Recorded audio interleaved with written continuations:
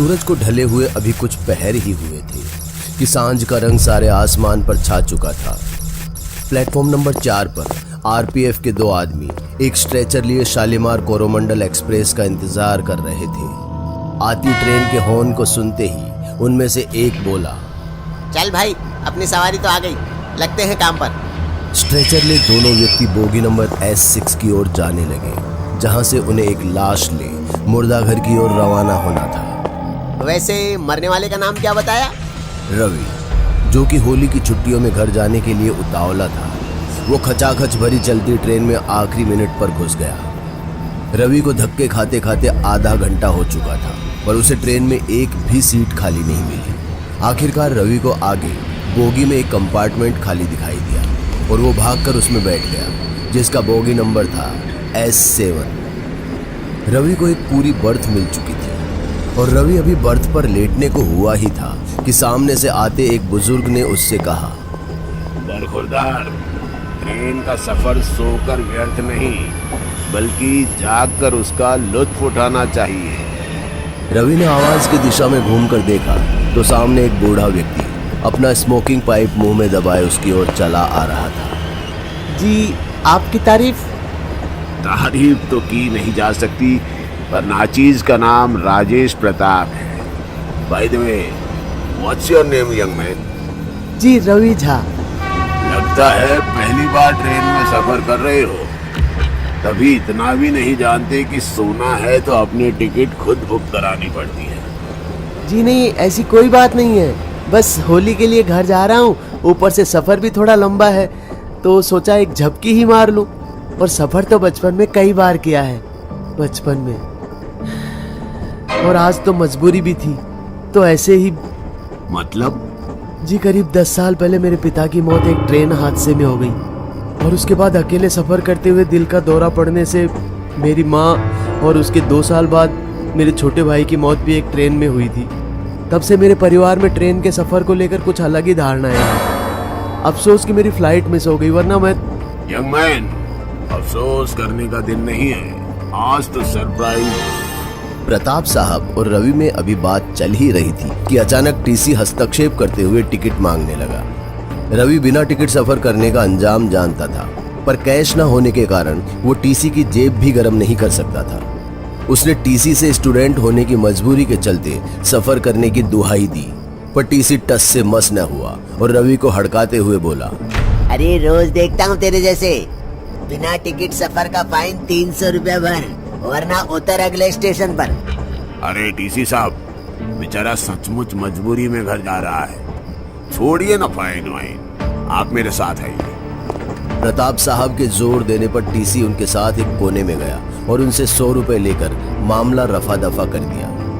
रवि जो अपनी सीट से झांक रहा था, वो ये देखकर हैरान था कि टीसी के हाथ में जो 100 रुपए का नोट था वो बेहद ही पुराना था। रवि ये देखकर थोड़ा हैरान जरूर हुआ, पर उसका ध्यान एक खूबसूरत औरत ने अपनी तरफ खींच लिया, जो गुलाबी साड़ी पहने हाथ में पर्स लिए रवि के सामने आ बैठी। रवि उसे देखकर अपने बाल संवारने लगा, पर इससे पहले कि रवि अपना दांव चलता, एक छोटा लड़का उसके बगल में आकर बैठ गया और बार बार एक ही जिद करने लगा, मम्मी, अपना फोन दो ना मुझे गेम खेलना है। ये सुनकर रवि के अरमान तो मानो पानी पानी हो गए। फिर भी उस औरत ने अपने बेटे को फोन देने के बाद रवि से हाथ मिलाते हुए कहा, माई सेल्फ प्रोफेसर सोनाली, और तुम? मैं Ravi Jha, BTech 3rd year. इसी के साथ रवि और सोनाली के बीच बातचीत का सिलसिला शुरू हो गया और देखते ही देखते सोनाली रवि के साथ अपना बनाया हुआ खाना बांटने लगी। तभी अचानक रवि के बगल में बैठे प्रताप साहब अखबार पढ़ते हुए जोरों से हंसने लगे। ऐसा क्या पढ़ लिया सर, जो आप ठहाके लगाकर इतना जोर से हंस पड़े?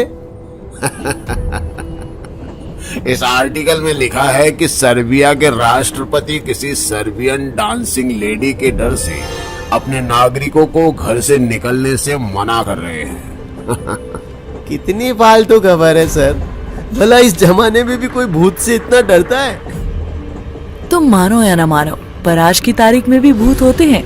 हो सकता है कि तुम्हारे आसपास ही भूत हो। हुए तो उनसे याद से हेलो कह दूंगा, पर ये भूत वूत पर मैं विश्वास नहीं करने वाला। तुम्हारे मानने या ना मानने से हमारा अस्तित्व नहीं मिटने वाला। रवि ये सुनकर दंग रह गया और अपना ध्यान भटकाने के लिए ट्रेन के दरवाजे की ओर जा अपनी सिगरेट सुलगाने लगा। पहले कश के बाद जैसे ही उसने राहत की सांस ली, अचानक से उसके कानों में कई लोगों के बेतहाशा दर्द से चिल्लाने की आवाज पड़ी तो वो दहल उठा। मगर जब उसने पीछे मुड़कर अपनी बर्थ की ओर देखा तो हालात एकदम सामान्य थे। रवि ने इसे अपने मन का वहम समझ आधी जली सिगरेट को बाहर फेंकते हुए पास एक टॉयलेट में हल्का होने चला गया।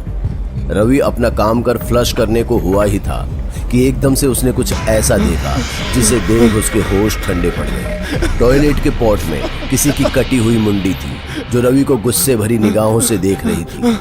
रवि डर के मारे पीछे हटा और जैसे ही उसने हाथ धोने के लिए नल चालू किया तो उसमें पानी की जगह खून बहने लगा। रवि ये देख सर से पांव तक कांप गया। उसे समझ नहीं आ रहा था कि उसके साथ ही ये सब क्यों हो रहा है। सहसा वो उस टॉयलेट से बाहर निकला और अपने बर्थ की ओर दौड़ने को हुआ ही था कि अचानक ट्रेन का हॉर्न जोर से बजा। रवि कुछ समझता इससे पहले ट्रेन एक गहरी टनल में घुस चुकी थी और पूरे डिब्बे में लाइट्स का न जलना माहौल को और भयनुमा बना रहा था। रवि ने अपनी जेब से जैसे ही लाइटर निकाल उसे जलाया, उसने कुछ ऐसा देखा जिसे देख उसकी चीख निकल गई। सोनाली अपने बेटे को लिए उसके सामने खड़ी थी। सोनाली का माथा फटने के कारण खून से लाल था। वहीं उसके बेटे अभय का आधा चेहरा आग से झुलसा हुआ था। रवि का हलक अब डर से सूख चुका था और अब वो अपने कदम धीरे धीरे पीछे हटा रहा था कि तभी प्रताप जी पीछे से उसके कान में बुदबुदाते हुए बोले, बरखुरदार, लगता है अब तुम भूतों में विश्वास करने लगे हो।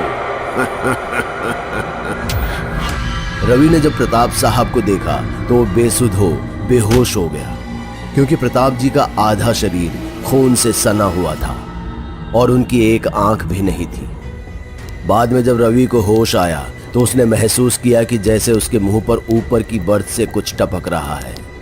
रवि ने होश संभाला, रुमाल से अपना चेहरा पोंछा और अपने रुमाल को देख चीख उठा और चिल्लाने लगा, ये क्या हो रहा है मेरे साथ? ये किसका खून मुझ पर टपक रहा है? ये खून तुम्हारे किसी अपने का ही है, चाहो तो एक बार खुद ही देख लो। सोनाली के इतना कहते ही रवि खड़ा हुआ और कांपते हाथों के साथ ऊपर की बर्थ पर लेटे व्यक्ति के चेहरे से कंबल हटाने लगा। कंबल हटाते ही रवि की धड़कन रुक सी गई और वो गहरी सांसें लेने लगा क्योंकि कंबल में लेटा हुआ व्यक्ति कोई और नहीं, रवि का बाप था जो अपने ही खून में नहाया हुआ नशे में धुत था। बाबा, आप, ये सब क्या है? ये सब क्या और क्यों हो रहा है? कोई कुछ तो बताओ। रवि ने जवाब की उम्मीद में जब नजर घुमाकर देखा तो उसे वहां ट्रेन में बाकी मरे हुए पैसेंजर्स और टीटी की आत्मा दिखाई दी। प्रताप ने आगे बढ़े रवि का गला दबाते हुए उसे सच बताना शुरू किया। तुम्हारे पिता भी एक मालगाड़ी ड्राइवर थे।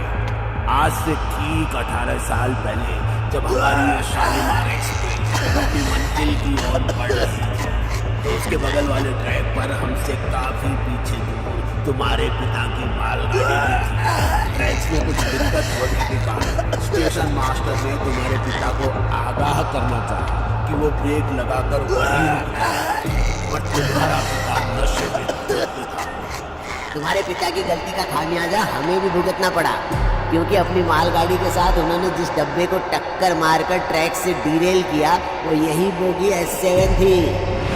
तुम्हारे पिता की एक गलती के कारण हम सबके परिवार को खामियाजा भुगतना पड़ा। मैं अपने पति से 3 साल अलग रहने के बाद भी नहीं मिल पाई और प्रताप बाबू अपने पोते की शक्ल तक नहीं देख पाए। इतने साल भटकने और बदले की आग में जलने के बाद आज हमें मुक्ति मिलेगी। ये कहकर सभी ने रवि को दबोचना शुरू कर दिया और सैकड़ों की भीड़ के नीचे दब रवि ने अपना दम तोड़ दिया और अपनी आखिरी सांस ले वहीं मर गया। दोस्तों, हमारी ये कहानी उड़ीसा में हुए रेल हादसे से प्रेरित है और हमारी गहरी सहानुभूति और संवेदनाएं मृतकों के परिवारों के साथ है। ओम शांति।